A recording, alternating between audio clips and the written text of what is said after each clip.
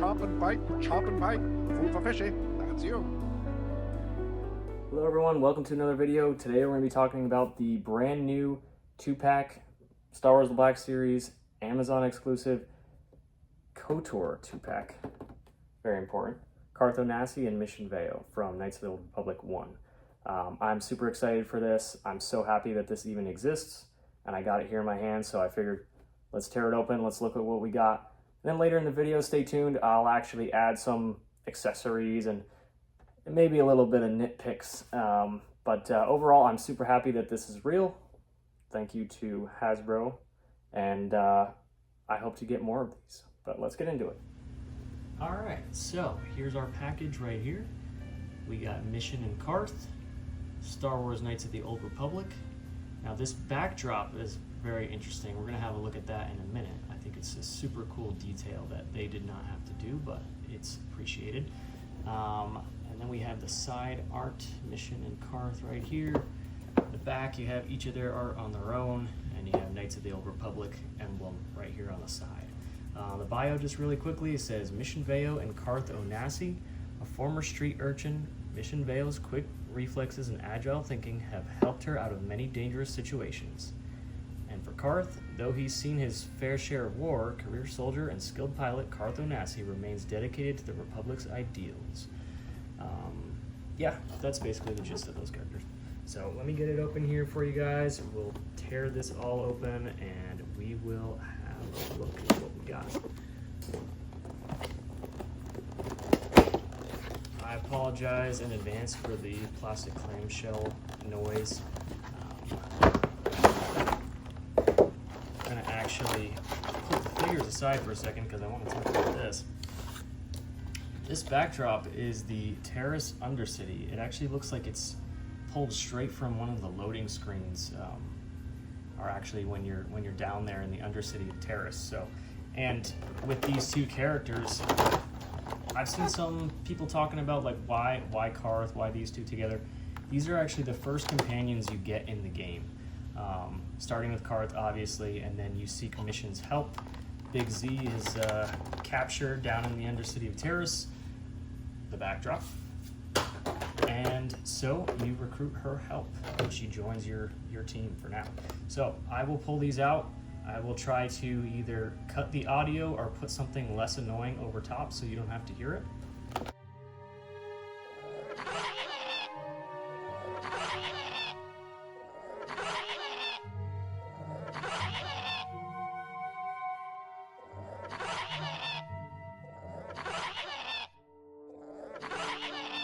Let's begin. Start with Mission. The whole figure review thing, like, yes, we know arms bend, hands turn, heads turn and look, right? So I'm gonna skip over some of this, but we'll try to make this nice, quick, and easy. Mission's head. This Leku actually moves out of the way super easily. I don't know if you can see that. Compared to Ayla Sakura, these are super flexible, and it's awesome. But there's her head. Again, pretty solid range of motion, especially for a Twilight character. We got her vest over top of this. It looks like the Jaina Solo body under here, or Mara Jade. That looks familiar. You got this ab crunch here. And then these arms are actually reuse of Aura Singh, so we'll get to that later. And then you have her super tall boots and these knee pads. These knee pads are actually like a free floating knee pad, which is cool. And I am now wondering why they didn't do that with our next character. But there you go, Mission Veo in the Black Series. How cool is that? And they give her this blaster that we've seen many times. If you've watched Star Wars A New Hope, this is the first blaster you see on scene because it's the Rebel blaster, but I guess in Galaxy of Heroes they have her with this, so yeah, that's what we get. But let me not get too negative too fast. She looks great. She looks awesome, right? All right. Now this guy, Carth. Not expecting to get Carth in the line. Really was not expecting to get him. There's some reuse here. There's some new sculpting, top to bottom, you know, obviously new head. And he has this vest overlay. I don't know what torso this is because he's got butterfly joints in here, which is pretty sweet. Gauntlets. This vest itself is an overlay. So there's actually a crunch in there, which is cool. And then down here, this is reused. This is Kanan Jarrus legs. So pinned legs, we know what to expect here. And then this is the back, right? Very unique design for Carth here. So I am super happy that they figured out a way to do it and get it out to the masses. That is cool. He actually does have a unique blaster. Okay, see it there. That is cool. I'm glad they did that. And he holds it great, as you would expect. So now, remember how I started this video. I am very happy to have these two in the line. I'm super happy, and they are so cool. But there are a handful of things that could have been done maybe differently, and maybe some details I would have liked. So if you are a Sunshine and Rainbows collector, you could probably skip ahead, but we're gonna actually look at these for a second and look at, you know, some of the things that could have been done differently. Now, I will say Mission of the two is my favorite. The only thing that bothers me is her blaster, and then we got to talk about these. The length of her arms, okay? They're very long.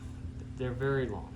And like I said, they are Aura Singh reuse arms. And the reason they did that, my guess, is to have the little cuff portion on the hand and then this sash, which in the game, it's just like a solid armband. It's not like a tied sash, but that's fine. I get why they did that. I wish they could have swapped in at least a different forearm, because now, you know, look how long those arms are. I'm gonna throw up a couple images of someone over on Discord that made a fix for this, which is to actually go in, cut this arm down, saving the cuff portion of the gloves, and then if you drill a little bit, then you can peg your hand in further up on the arm and just shorten that forearm a bit. Helps a lot. So we'll bring Mission back in a minute to look at her actual blaster from the game and maybe a vibro sword. Now, Carth. Carth, okay. This is about to become a commercial for GI Trooper kits over on Etsy. For the longest time, I begged him to make a Carth kit, and he finally did, and it's fantastic.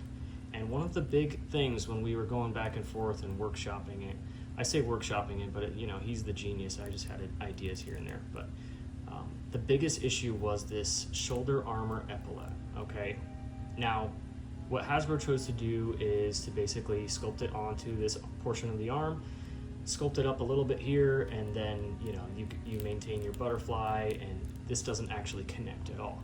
Now, if you look at the actual design of the character, like I said, it's almost like an epaulette that comes up off of his collar area, continues down onto the upper arm, and it's all one piece, okay? So the way that they did this is probably much less likely to break and more enjoyable for people, but to me, it just looks kind of wrong. I'm going to share some images of GI Trooper kit that he has, because what we came up with was one, using the Kyle Katarn body and actually having this as a flex resin piece that goes from here and then pegs into the upper arm, so you still keep the motion, but it maintains that piece. Now I don't have a problem with these gauntlets. I think they look great. This vest here, sculpt wise, looks super cool, looks close to the source material. I will say that it needed a wash badly. It looks so plasticky, so bright and plasticky. A wash over this is gonna really bring that out. And then down here, Kanan Jarrus legs, okay? These are very dated. This holster that's strapped into the leg, that is sculpted into the leg. You can't take that off.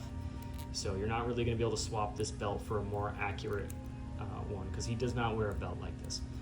alas, the next thing is these knee pads themselves. I get why they use these legs. They needed a holster, they needed knee pads, but the knee pads on Carth are actually very angular, very square. A lot of the designs in Knights of the Old Republic are very squared off, and they just have an older, it's supposed to be an ancient aesthetic. But he has his blaster, that's super cool, and probably my main gripe out of everything, knee pads whatsoever, are the shoulders, is actually this head. Someone said it looks like a younger Jason Momoa. I think it looks like a Slavic man. To me, it's not really giving the likeness of Carth, but it is what it is. But all right, we got these two. This is how they appear factory from Hasbro. I'm going to go ahead and grab my GI Trooper Kit's hand-painted head and toss it on here for you guys so you can see what that looks like. And we'll try him with a number of different weapons from the game, and likewise with Mission. We're going to give her a couple of things you guys can check out. And at the end of the video, we will pose everybody together with some comparisons. All right. So here we have Carth Onasi with the GI Trooper Kit's painted head. I will probably go in and maybe change the skin tone on the neck to match a little more, but this is a lot better representation of him to me. I always also had him dual wielding, so in one hand he's got the factory blaster, the other hand he's got the GI Trooper Kit's Carth blaster. So already I think that's looking better. Like I said, I'll touch that up in a little bit. Now, the cool thing about Knights of the Old Republic is equipping your characters with all assortment of different weapons. So I'm just going to very quickly show you a couple different weapons that I have. Again, this is an advertisement for GI Trooper Kits with all of this stuff. You can find a lot of these sculpts elsewhere on Etsy. So here he is with the Sith rifle. If you want to use him as a rifleman, pose him up this way. Here you have Mission, Turret Blaster, GI Trooper Kits. Come in here, get the dual hold on it.